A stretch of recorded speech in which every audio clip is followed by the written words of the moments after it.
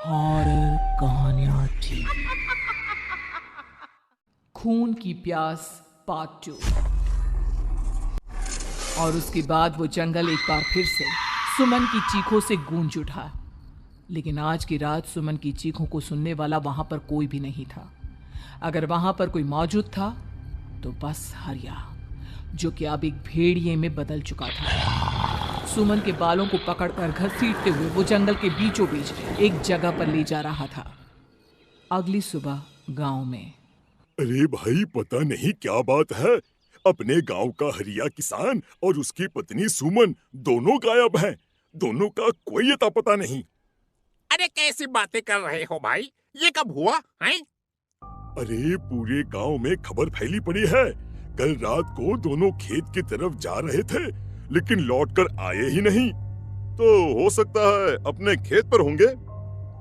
पूरा गांव ढूंढ कर आया है भाई। जानते हो क्या मिला वहां पर?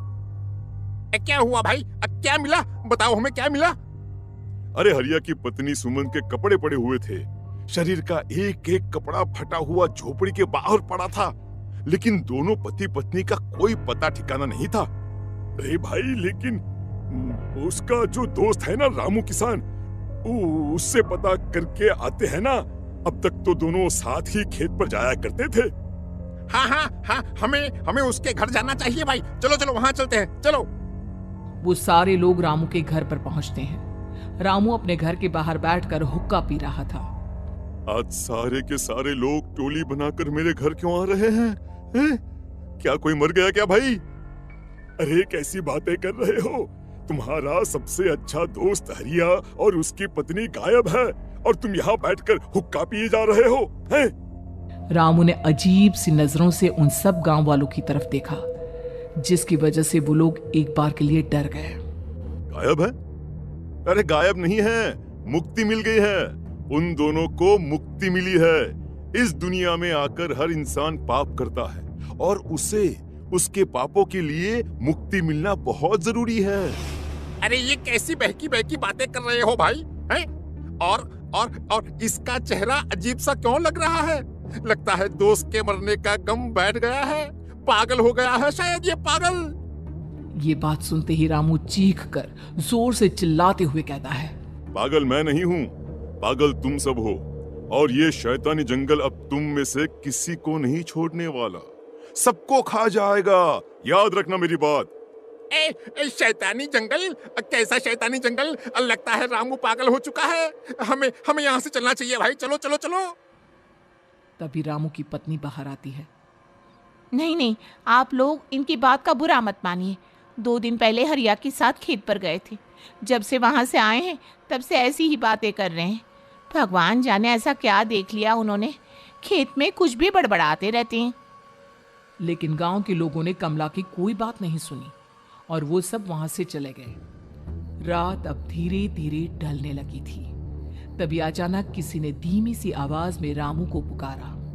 रामू, आ जाओ, मैं तुम्हारा इंतजार कर रहा हूँ। और सुनो, अपनी पत्नी को साथ लेकर आना, नहीं तो काम अधूरा रह जाएगा। ये आवाज सुनते ही रामू के चेहरे पर शैतानी मुस्कुराहट आ जाती है। वो धीमे कदमों से अपने घर के अंदर आता है। क्या हुआ? तबीयत ठीक है ना अब आपकी? मैं तुझे अपने साथ खेत पर ले जाने आया हूँ, चल। मैं तुम्हारे साथ कहीं नहीं जाने वाली। मुन्ना गहरी नींद में सो रहा है और उसे अकेला छोड़कर मैं तुम्हारे साथ खेत पर नहीं आ सकती। वैसे भी तुम्हारे उन खेतों में भगवान जाने कौन सा राक्षस घूम रहा है, मुझे तो डर लगता है। रामू गुस्से में दांत पीसता अपनी झोपड़ी से बाहर आ जाता है और कमला गहरी नींद में अपने बच्चे के साथ सो जाती है। तभी अचानक रात को रामू की झोपड़ी के ऊपर एक साया वही गाना गुनगुनाते हुए घूमने लगता है जो हरिया के मोबाइल में बजा करता था। मैं मौत हूँ, मौत हूँ, मौत जो पसरी है चारों ओर, जो आएगी कहीं से भी निगल जाएगी सबको। मैं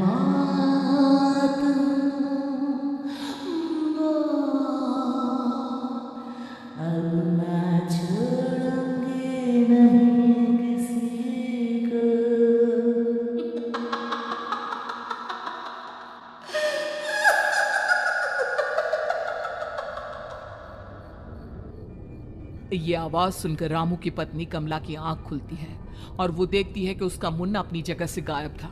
कमला चीखते हुए बाहर दौड़ कर आती है। वहां पर उसने देखा कि रामू ने अपने बच्चे को झोपड़ी के बाहर एक पेड़ से उल्टा लटकाया हुआ था और उसका बच्चा चीख चीख कर रो रहा था। वहीं दूसरी तरफ एक साया बच्चे के ठीक नीचे आग जलाकर उसके चारों तरफ हैवानों की तरफ नाच रहा था। छोड़ दो मेरे बच्चे को। अरे क्या कर रहे हो तुम? शर्म नहीं आती तुम्हें अपने ही बच्चे को इस तरह मौत के हवाले करते हुए? अपना बच्चा? किसने कहा ये मेरा बच्चा है? अरे ये तो उस रामू की औलाद है, इस गांव के किसान रामू की, और मेरी दुश्मनी इस गांव के हर इंसान के साथ है। क्या कैसी बात कर रहे हो तुम? और ये औरत कौन है? ये मेरे बच्चे को खा जाएगी। तभी अचानक से उस साया ने एक बेहद खतरनाक दिखने वाली औरत का रूप ले लिया और उसकी आंखों से आग निकल रही थी। सही पहचाना तूने। मैं तेरे बच्चे को खा जाऊंगी। अगर तू अपनी इस हैवान पति रामू के साथ जंगल नहीं आई तो मैं तेरे बच्चे को खा जाऊंगी। लेकिन क्यों? आखिर क्या चाहती हो तुम मुझसे? मुझे जंगल क्यों ले जाना चाहती हो? औरत बुरी तरह से ठहाके मार मार कर जोर जोर से हंसने लगी और साथ में रामू भी। ये तो तुझे वहां चलने के बाद ही पता चलेगा ना। अगर तू नहीं आई तो थोड़ी देर में तेरा ये बच्चा आग में जलकर मर जाएगा। चल जल्दी। नहीं नहीं, मेरे बच्चे को छोड़ दो। तुम जहाँ कहोगे मैं तुम्हारे साथ चलने के लिए तैयार हूँ। और उसके बाद उस बच्चे को झोपड़ी में लिटाकर आगे आगे वो साया चल रहा था और उसके पीछे पीछे रामू अपनी पत्नी के बाल पकड़कर उसे घसीटते हुए जंगल की तरफ ले गया। जंगल में जाने के बाद कितनी खूबसूरत हो तुम। आज की रात बस तुम और मैं एक दूसरे के साथ रहेंगे। मुझे तुमसे बहुत डर लग रहा है। तुम्हें क्या हो गया है? तुम तो बिल्कुल ठीक थे। वो होगा जो हमारे बीच होना चाहिए। तो आओ आओ, अपने आप को मेरे हवाले कर दो। कमला ने डर की वजह से अपनी दोनों आंखें कसकर बंद कर ली थी। रामू ने बुरी तरह से चीख कर कमला से कहा, आंखें खोलो अपनी और मेरी तरफ देखो। कमला ने जैसे ही अपनी आंखें खोली उसने देखा कि रामू एक खतरनाक खूनी हैवान में बदल चुका था। कौन हो तुम? जाने दो मुझे। क्या चाहते हो मुझसे? वही जो एक आदमी एक औरत से चाहता है। मैं तुम्हारा पति रामू नहीं, बल्कि इस जंगल का एक भेड़िया हूँ, और आज की रात तुम्हारे खून से अपनी प्यास बुझा जाऊंगा। और उसके बाद वो जंगल कमला की दर्दनाक चीखों से गूंज उठा। अगली सुबह कमला के कपड़े भी जंगल में उसी तरह पाए गए जैसे कि सुमन के पाए गए थे। इस घटना के बाद पूरे गांव में दहशत का माहौल था। अपने माँ बाप की मौत और गांव में हो रहे इस तरह की घटनाओं की खबर सुनकर किशन शहर से गांव लौट आया था। अपने माँ बाप की बेदर्द मौत की वजह से वो बहुत परेशान था। तभी अचानक उसे अपने घर में खाट के नीचे पड़ा हुआ वो मोबाइल फोन मिला जो उसने अपने पापा हरिया को गिफ्ट किया था। अरे कितने प्यार से पापा के लिए मोबाइल फोन लेकर आया था। इसे एक दिन भी काम में नहीं ले पाए। और आखिर कौन है जो गांव में इस तरह की हत्याएं कर रहा है? क्या है इन सब के पीछे? क्या है? मुझे पता करना ही होगा, वरना एक दिन पूरा का पूरा गांव खाली हो जाएगा। इस गांव में एक भी जिंदा इंसान नहीं बचेगा। गांव के लोगों की मदद करने के इरादे से किशन अपने गांव से दूर एक दूसरे गांव में बहुत बड़े तांत्रिक के पास मिलने के लिए गया। तांत्रिक बाबा, अब आप ही कुछ उपाय बता सकते हैं। भगवान जाने हमारे गांव को किसकी नजर लग गई है।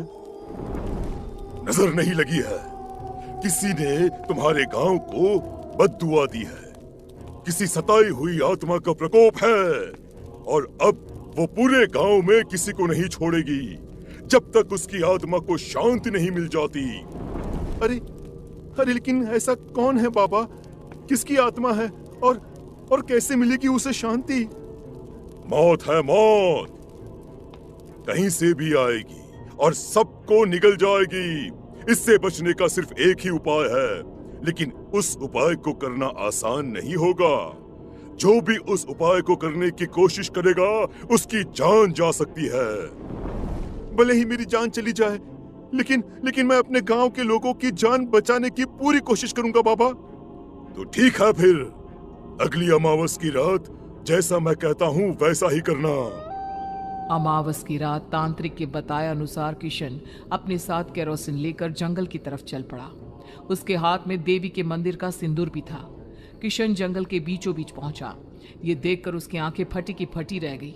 वहां एक उबलते पानी का तालाब था और कई लोगों की लाश लटक रही थी। किशन की माँ बाप की लाश भी वहीं थी। माँ, बापू, क्या हो गया? ये क्या हो गया? तभी वहां पर एक औरत और आदमी आते हैं। उन्हें देखकर किशन चौंक जाता है। गोपाल काका, आपकी तो 5 साल पहले मौत हो गई थी। और निर्मला काकी, आप? मौत तो हो गई थी, लेकिन तुम ये नहीं जानते कि हमारी मौत कैसे हुई थी। क्या कहना चाहते हैं आप? कुछ नहीं, बस ये जान लो कि अब इस गांव में कोई जिंदा नहीं बचेगा। लेकिन क्यों काकी? क्योंकि 5 साल पहले इन गांव वालों ने मुझे डायन बताकर पत्थर मार मार के मार डाला।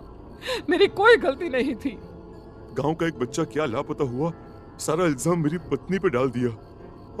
और जब मैंने निर्मला की जान बचाने की कोशिश की तो मुझे भी मार डाला।